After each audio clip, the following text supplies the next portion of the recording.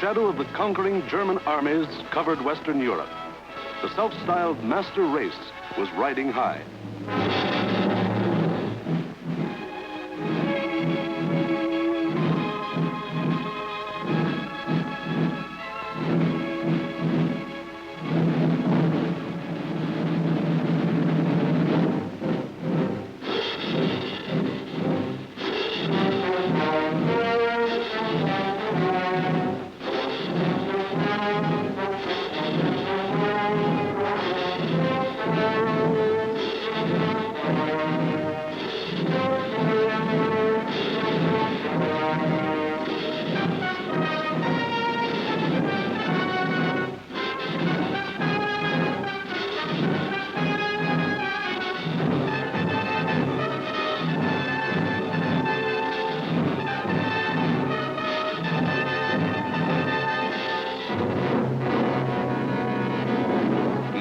Adolf Hitler stood just as Napoleon had stood more than 100 years before, and looked across the English Channel to the one fighting obstacle that stood between him and world domination.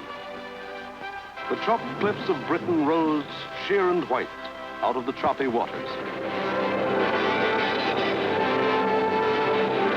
And beyond, a little island, smaller than the state of Wyoming. Crush that little island and its stubborn people, and the way was open for world conquest.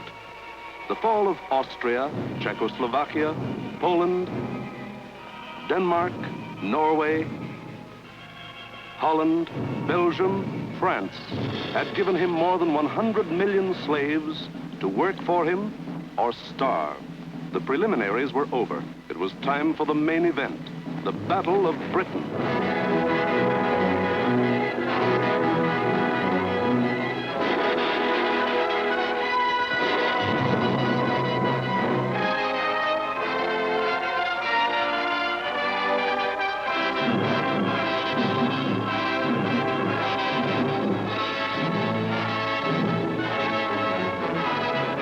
Hitler and his generals feverishly drafted their plans for the conquest of Britain. Every detail must be anticipated. A slip now might wreck the whole timetable of world conquest. 6 weeks of final preparation went into those plans. 6 weeks to determine the history of 1,000 years. The thing was foolproof. See for yourselves how simple the whole operation was to be. Look. German plan for invasion of England. Phase 1. Knock out the Royal Air Force and its bases. Get control of the air and the sea lanes across the Channel. Follow the Blitz plan that had wiped out Poland, the Low Countries, and France. Destroy communication and transport lines. Above all, get command of the air. Phase 2. Pulverize the coastline with dive bombers. Drop parachute troops to take over the airfields and establish beachheads.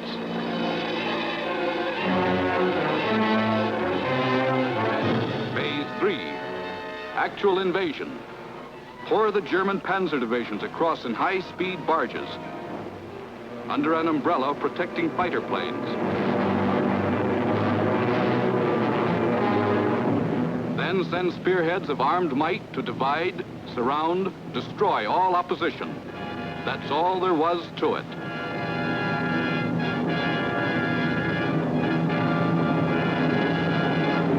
Conquer Britain. Force the surrender of the British fleet. Then, with the combined sea power of Germany, Britain, Italy, France, and Japan, he could control the seas and tell us where to head in. The torch of freedom flickered low. On the Channel invasion coasts, more than 100 fully equipped German divisions were singing the Nazi theme song, "We are sailing against England," as they waited the word from Hitler.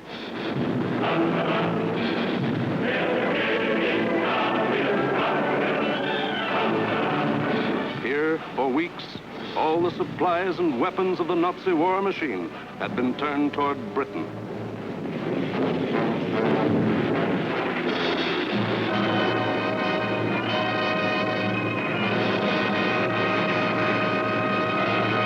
The joy jaws of the Nazi whale were set to swallow Jonah. And what about Jonah? How was he doing? Well, Britain also had an army, but it was an army dragged from the sea at Dunkirk.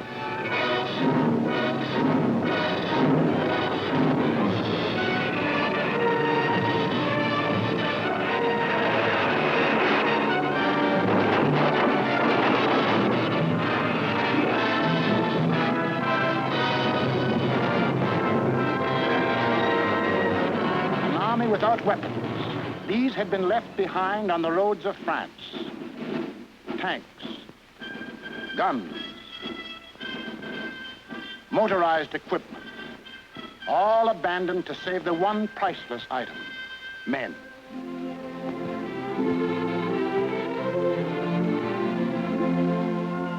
In all of Britain, there was not enough equipment for one modern division. Only one tank for every 1,000 square miles of territory. Only one machine gun for every 1,500 yards of beach. Britain had a navy, too, but it was scattered all over the globe, guarding vital food and supply lines. And the British knew it would be suicide to use their fleet in the narrow waters of the English Channel with the German Air Force in control of the air. Britain also had an air force. An air force outnumbered 10 to 1 by the enemy, both in men and machines. And then there was Britain herself, the people of Britain, the people who were to be terrorized and forced to surrender. They knew that every man, woman, and child, in uniform or out, would be Hitler's target in the onslaught that might come at any moment. They knew they had a job to do, and not much time to do it in. The young, the not so young, and the old. The clerk, the butcher, the farmer, the member of parliament, they formed the civilian army, Britain's home guard. They started from scratch.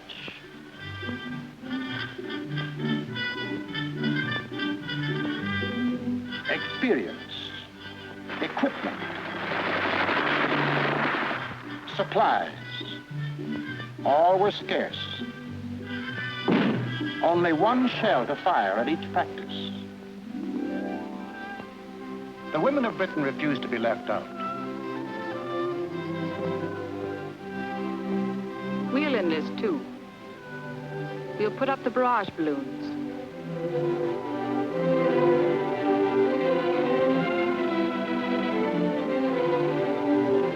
Man the ack-ack guns. We'll run the railroads and get the trains through on time. Ferry the planes. Carry the dispatches. Drive the ambulances and run the buses. And we'll see that our men are fed and don't go hungry.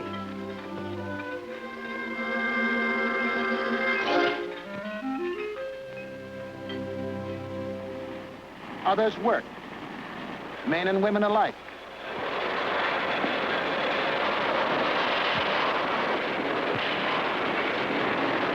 They worked full time, overtime, double time, 40 hours a week, 50, 60, 70. Hours meant nothing. Fatigue meant nothing. Until the government forced them to cut down hours because over-fatigue was hurting production.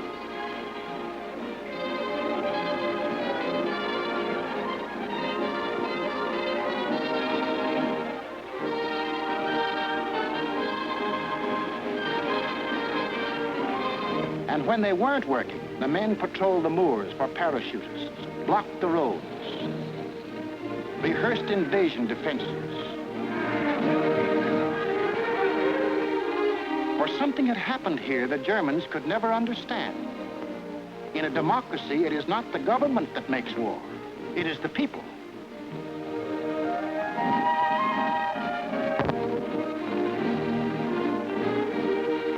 To lead them, the people had chosen Winston Churchill as their prime minister.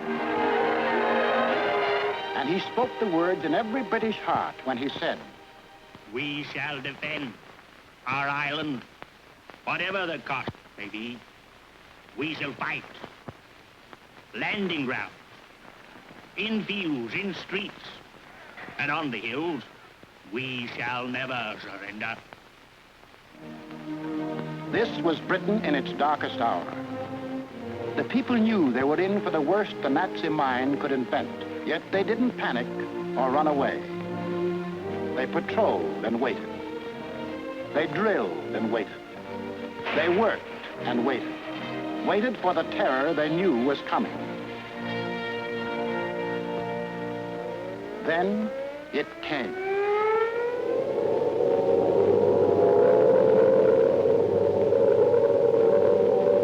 That's the sound that became part of the life of every man, woman, and child in Britain.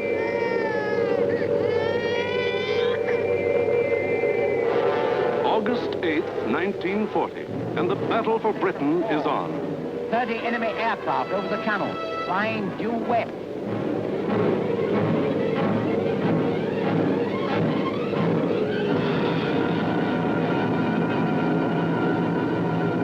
Here comes the Luftwaffe. In dozens of flights, hundreds of planes, bombers, fighters, dive bombers, across that 21 miles of channel, that 8 short minutes of water. Their first tactics were to bomb convoys in the channel. Convoys loaded with food and munitions, bound for the great port of London.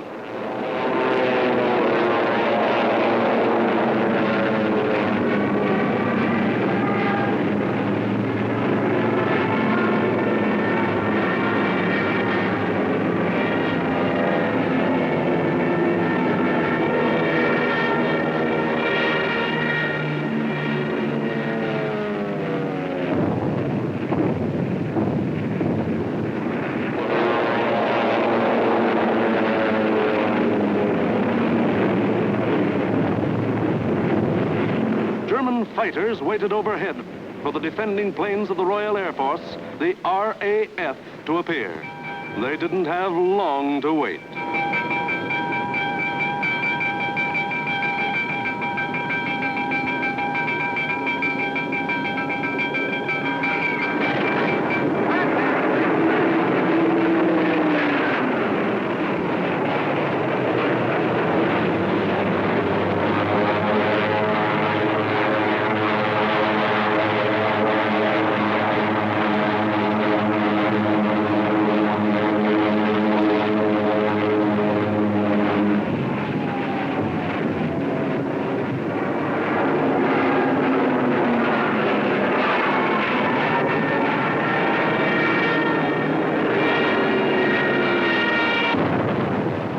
The RAF came, facing odds of 6, 8, 10 to 1, and dove in, shouting the old hunting cry, "Tally-ho!"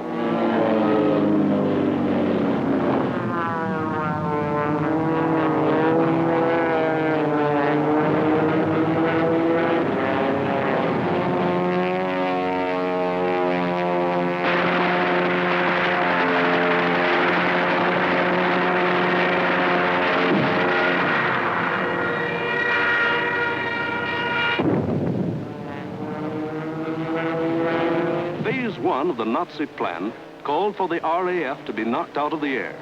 But the men of the RAF hadn't read the Nazi plan.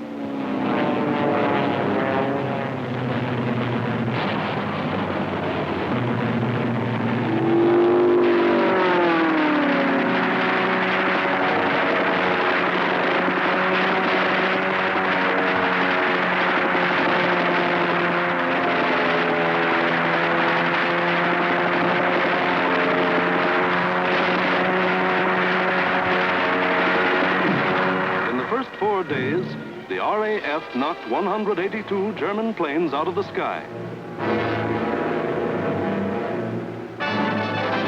For the next week, the Germans attacked the coast cities from the Thames River to Weymouth.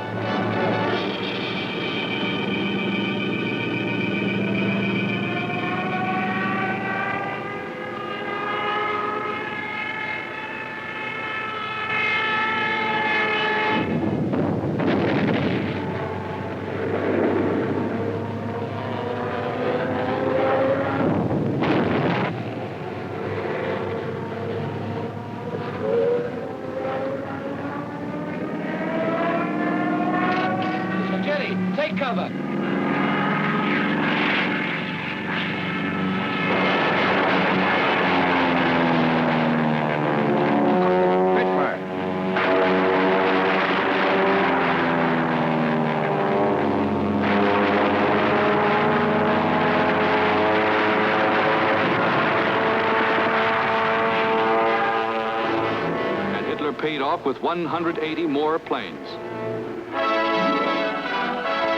Then the Luftwaffe battered the great port towns of Southampton, Plymouth, trying for a knockout before the flow of supplies from overseas. The ports took a terrible pounding, but they couldn't be knocked out. Cargoes went on being unloaded with the protection of the RAF overhead. Battling the Spitfires and Hurricanes in the air wasn't panning out. So Goering switched his main attacks to the fighter airfields, Dover, Deal, Hawking. Maybe he could destroy the planes on the ground. He bombed the airfields, and the fields were hit. But the planes were saved. For Britain, unlike Poland and the Low Countries, didn't make the mistake of bunching its planes on the runways. The planes of the RAF were scattered and hidden, only a few on any one field, and those in the far corners. The Spitfires still went up to meet the enemy.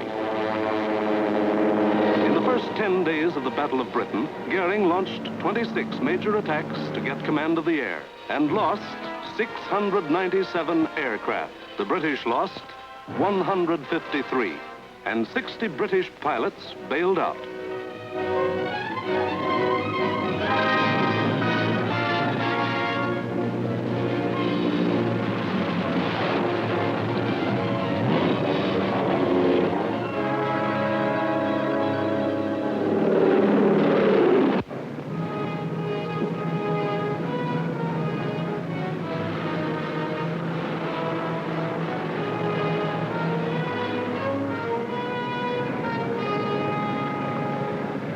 Valuable, trained men were saved and ready to fight again, but the crews of Goering's planes were lost to him forever.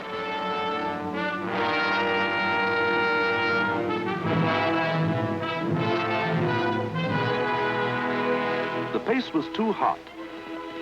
Something was going haywire. The Nazis had to call time out. On a 2,000-mile front, from Norway to France, the whole Nazi Blitz program was being stalled because the RAF was still in the air, fighting against England.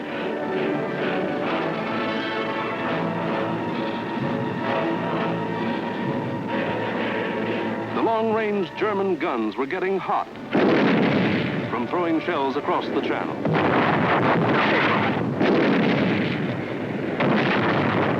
In public, Hitler assured the Germans, "Mr. Churchill tells his people that England will win, but I tell you that victory will belong to Germany." But in private, he sent for Goering, the boss of the Luftwaffe, and put him on the hot seat. Goering was told to do something and do it quick. So on August 30th, he ordered all-out attacks on inland aerodromes and industrial centers. Maybe he could knock out the RAF on the assembly line. And he adopted new tactics, too. More fighters and fewer bombers. Or maybe he just had fewer bombers to send. Anyway, those he did send were well protected. Fighters above at high altitudes. Fighters on both sides.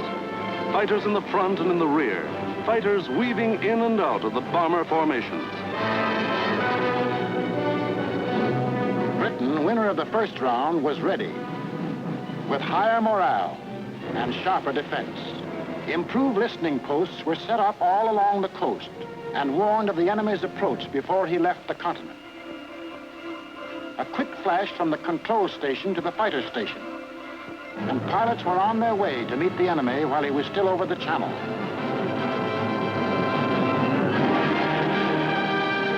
Day after day, out of sight and almost out of sound of the watchers on the cliffs, 4, 5, and 6 miles above, the battles raged over the Dover area.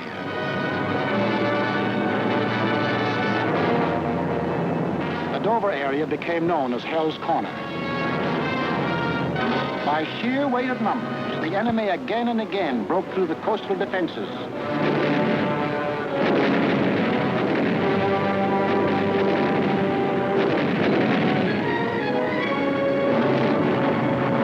And reached inland to the airdrome. Aircraft plants. munition factories and machine shops.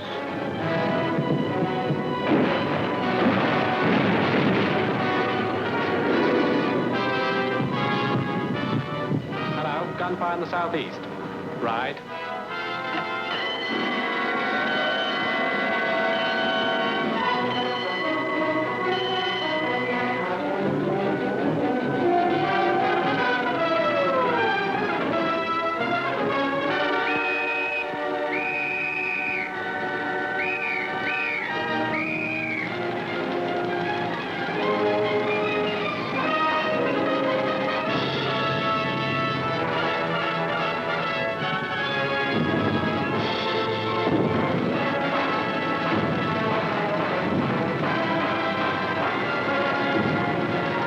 The workers kept on working, and the RAF kept on flying. These few men with wings, alone in the sky, behind their motors and machine guns, were shooting down more than the Luftwaffe.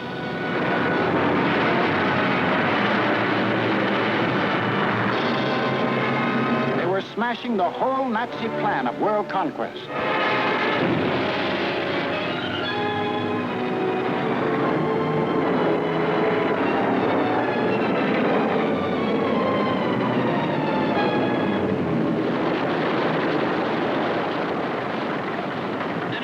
Johnny? 109 destroyed, buddy, yes. Oh, good show.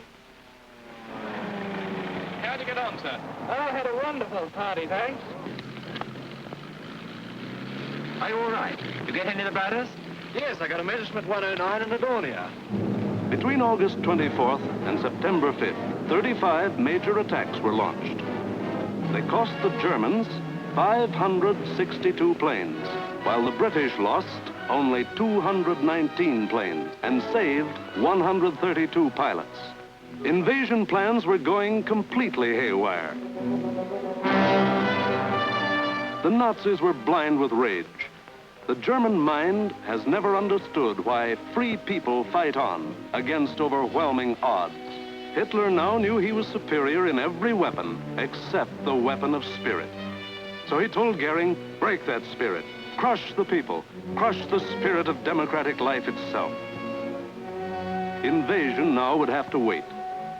The Nazis would avoid the RAF and smash the great city of London into the rubble heap they had made of Warsaw and Rotterdam. Could London take it? Even the people themselves didn't know the answer. The defenses they trusted in were London's hastily assembled anti-aircraft, the ack-ack guns, the balloon barrage which kept the raiders at high altitudes. The Royal Air Force, now down to its last reserves, and the plain, downright guts of people.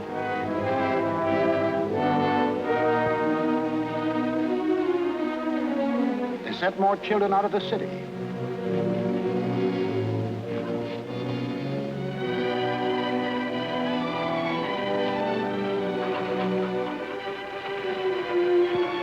Tightened air raid precautions, stationed more airplane spotters, rehearsed firefighters, moved into bomb shelters.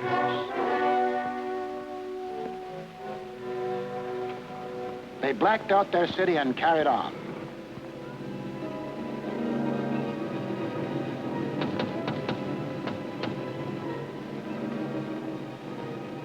The first blow aimed to crush the British spirit came on September 7th.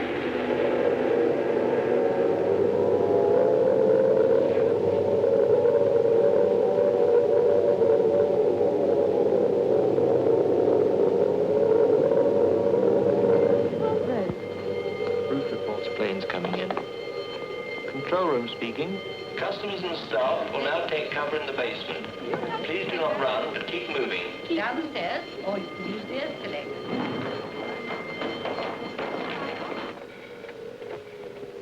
Third floor, clear. Second floor clear. First floor, clear. That day, when 375 German planes came roaring up the Thames River, the Battle of Britain became the Battle of London.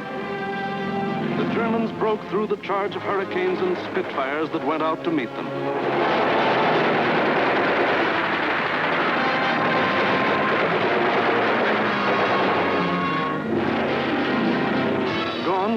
pretense of aiming at military objectives. This was just savage destruction.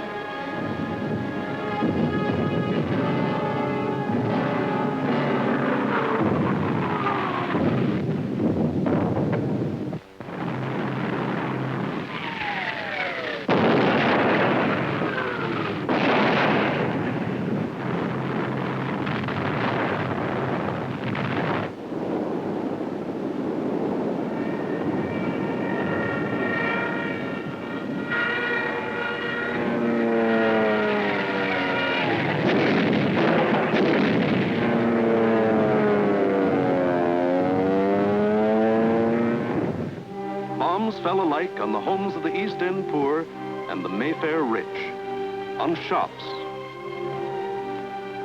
hospitals, churches.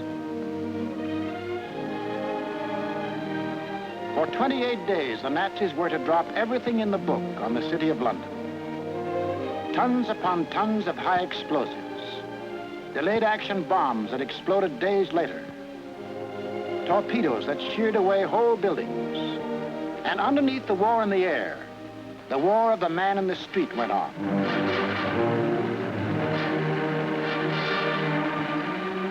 He learned to exist with very little food.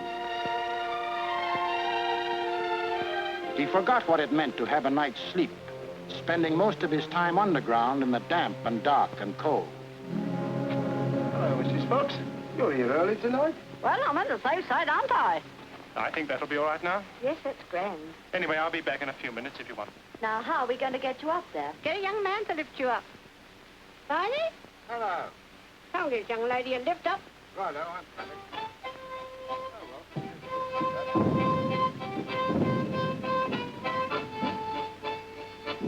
The air raid wardens stayed at their posts. Doctors and nurses worked on steadily as the bombs crashed all around them. Rescue squads labored night and day. Hi, Gordon. I found her. Is she dead? Right,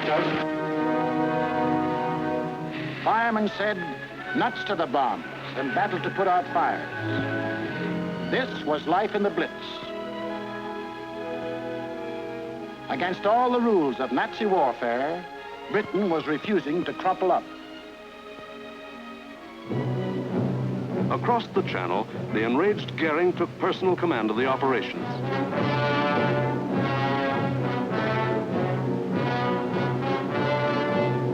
And on September 15th, he sent the Luftwaffe into one of its greatest attacks.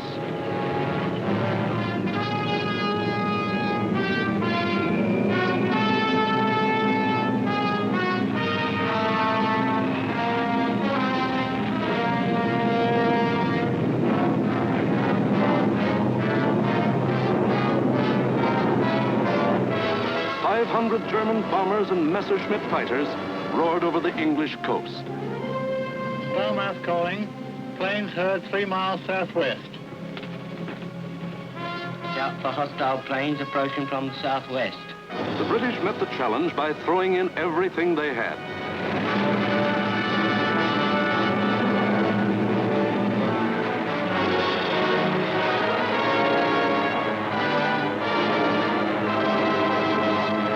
An historic three-dimensional battle took place inside an area 60 miles long, 38 broad, and from 5 to 6 miles high.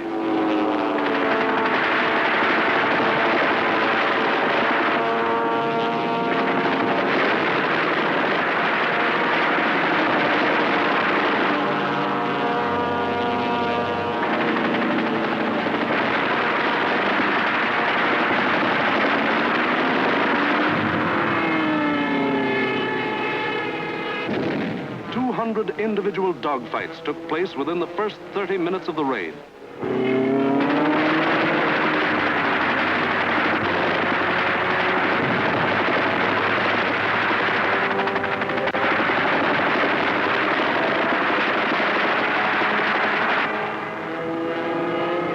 Right on our own doorstep. Oh, what a scrap.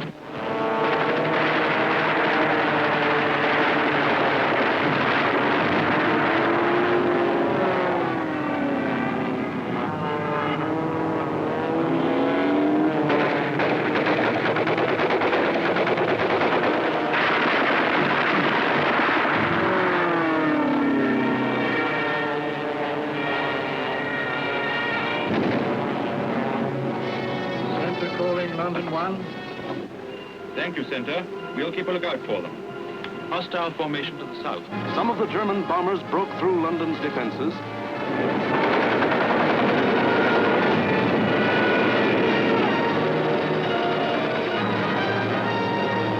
and reached the center of the city.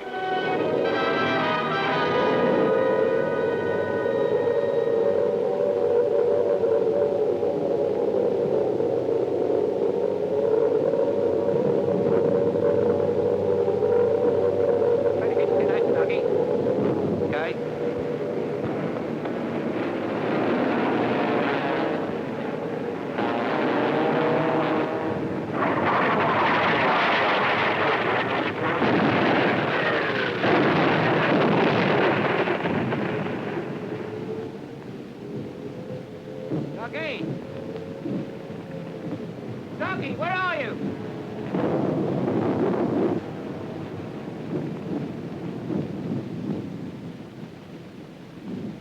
Blimey, I thought they'd got you.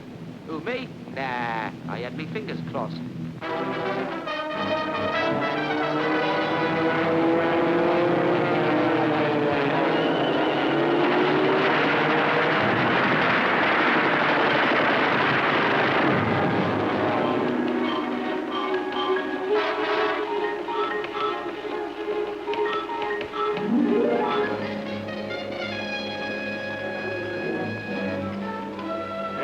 Communique. The biggest bag yet. 185 enemy aircraft shot down. End of message. Of the 500 German planes that came over that day, more than 1/3 were shot down. In the 28 days of terror from September 7th to October 5th, the Nazis dropped 50 million pounds of bombs on the city, killed 7,000 helpless civilians, and wounded 10,000 more. Bombs fell on Buckingham Palace,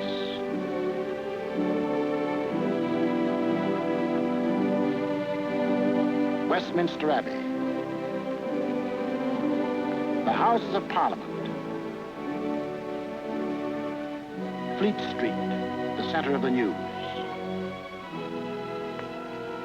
St. Paul's Cathedral. Bombs blasting the historic past out of the lives of Englishmen.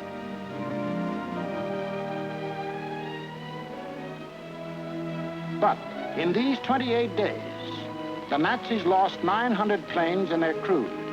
The more they sent over, the more were shot down. The British Spitfire had proved to be one of the deadliest weapons ever put in the hands of man. If this kept up, pretty soon no more Luftwaffe. The frantic Nazis had to pull a new one. They did. On October 6th, they changed to night attacks. Maybe that way they could avoid those deadly Spitfires and Hurricanes. Maybe that way they could crush the stubborn British spirit. Never mind control of the air. Never mind Phase 1, Phase 2, Phase 3. Now to concentrate on bombing the people themselves into submission and make them cry for mercy.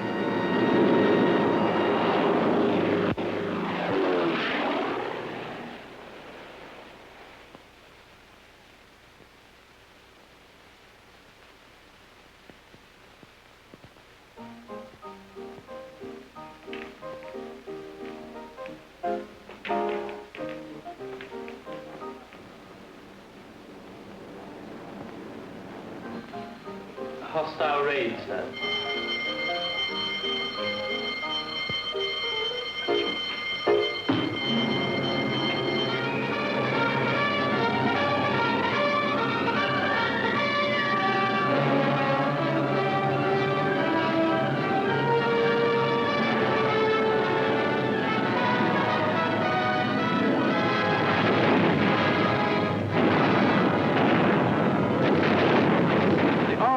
Wasn't much help at night.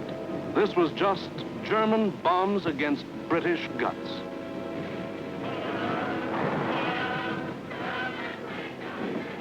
Harvey.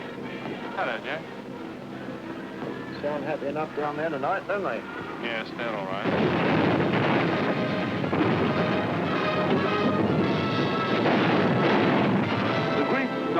London were left roaring infernos. Homes were destroyed by incendiaries. Business blocks were aflame. And still the people of London took it. Night after night, they burrowed underground.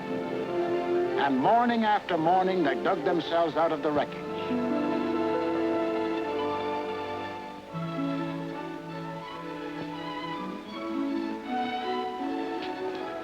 Good morning, Mrs. Ford. Good morning, Mr. Arne. See you tonight. Right here. Come on, Bessie.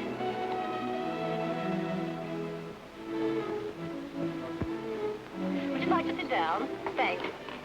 Morning, Mr. Arne. Sleep well? Fine, thanks. Wasn't it a quiet night? What about the one that came down about 2? No, I didn't hear it. Did you? No. Oh, we're getting used to them around here.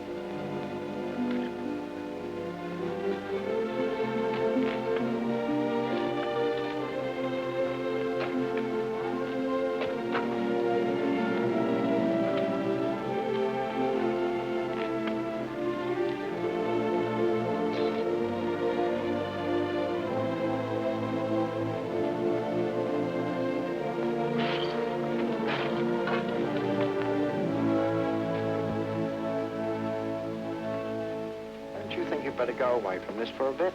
Of course not. It'd take more than this to get me out of my home. Now go on, you've got to get to work. Okay. The Battle of London was the battle of the people of the city. In spite of bombs and fire and death, they got to their desks and workbenches to spend another 10 or 12 hours working, working, working. The British spirit was stronger than ever. And the RAF was flying higher than ever. Not only higher, but farther. SIO, operation for the night. GP 1562, EP 781, 10 aircraft. You'll find, I think, a decent photograph of the submarine yards there. There's a very good one taken the other night, Monty. Was there? A bit further along. That's it. Those are the submarine yards. Just there. Yes. Well, chaps, this is your target for tonight. It's the submarine and shipbuilding yards at Bremen. It's a vitally important target, and it's got to be hit hard. In the midst of this life and death struggle, the British found strength not only to defend, but to counterattack with what few bombers they could get together.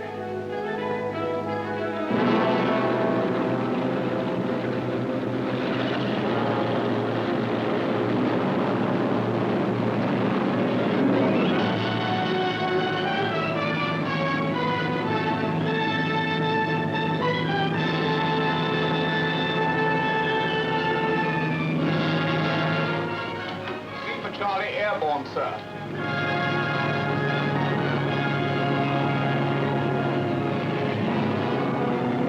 Hello, rear gunner. Can you hear me?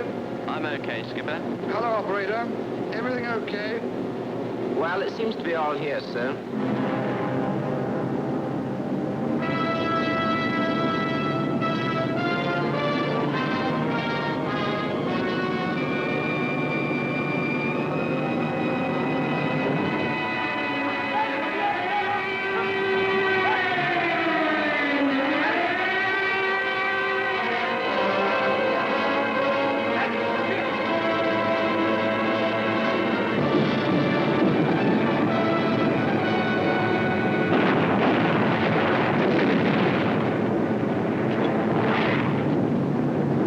Stand by. I'm going in a glide.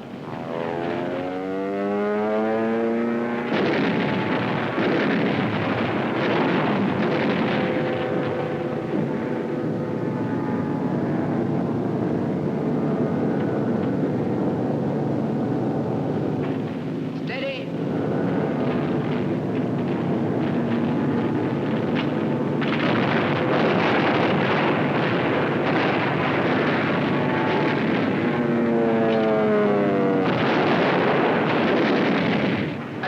Was the last one. Here was the RAF giving it back. Hitler cried, "Night gangsters! For this crime I will exact 1,000-fold revenge." All the available German night bombers were put into the air.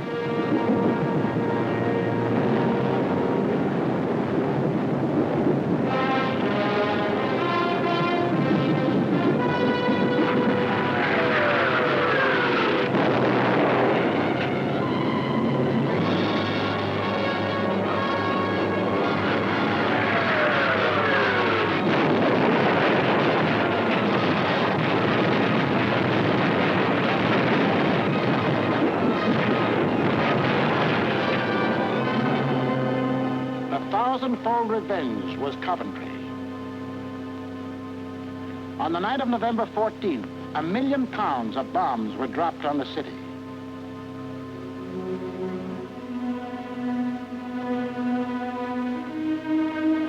Coventry was smashed as flat as Warsaw and Rotterdam.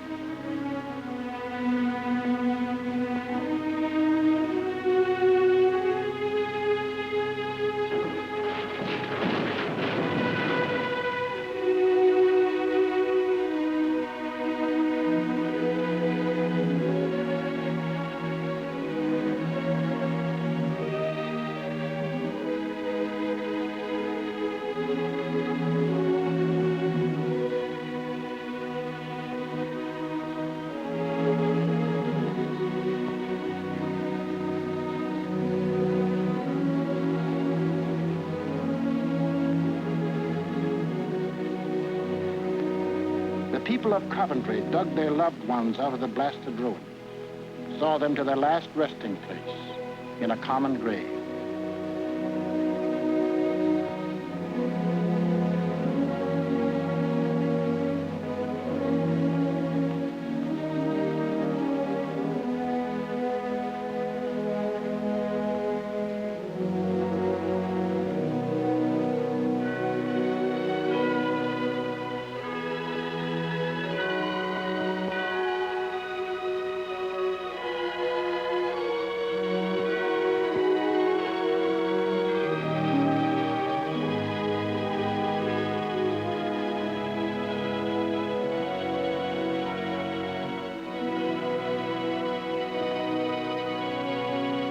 Hitler could kill them, but damned if he could lick them. They went back to their lathes and machines, for they knew the machine bench was as deadly a weapon as the rifle. And in their hearts was a grim determination that this enemy must be destroyed. That the day was coming when they would strike back, and how they would strike back. Christmas, 1940.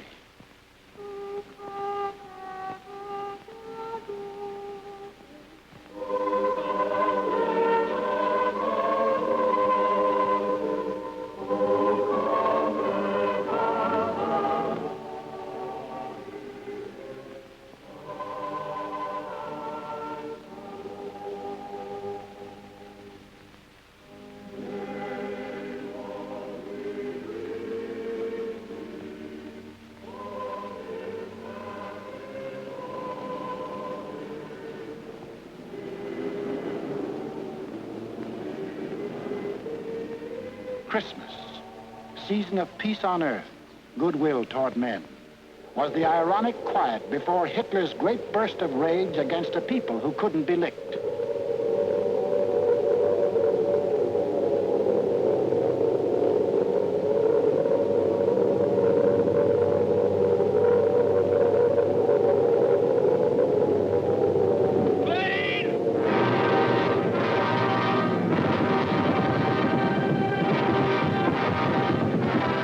Bomb them into submission, so he would burn them to ashes.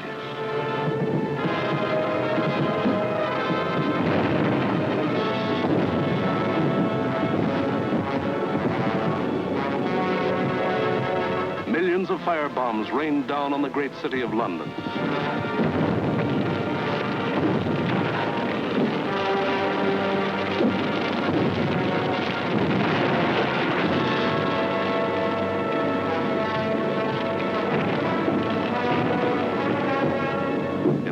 Minutes, More than 1,500 different sections of the city burst into roaring flames. Flames that swiftly merged into the greatest fire in recorded history.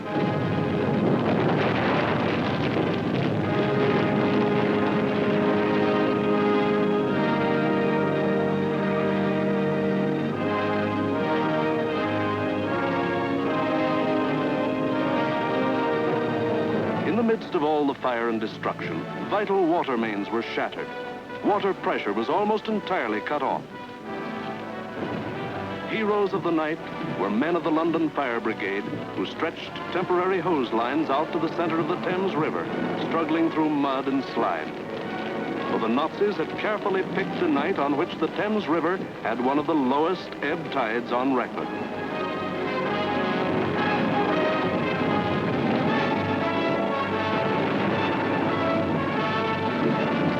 And while London burned above them, the people of the city held on. Chin up and thumbs up. They knew this was the people's war, and they were the people.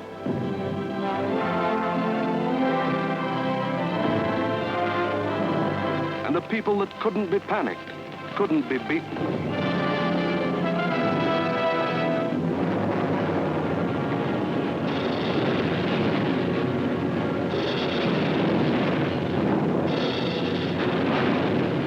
In the months to come, the British were to suffer many such bombings and burnings. But a nation that calls on cold courage when hot courage runs thin may die, but it can't be defeated.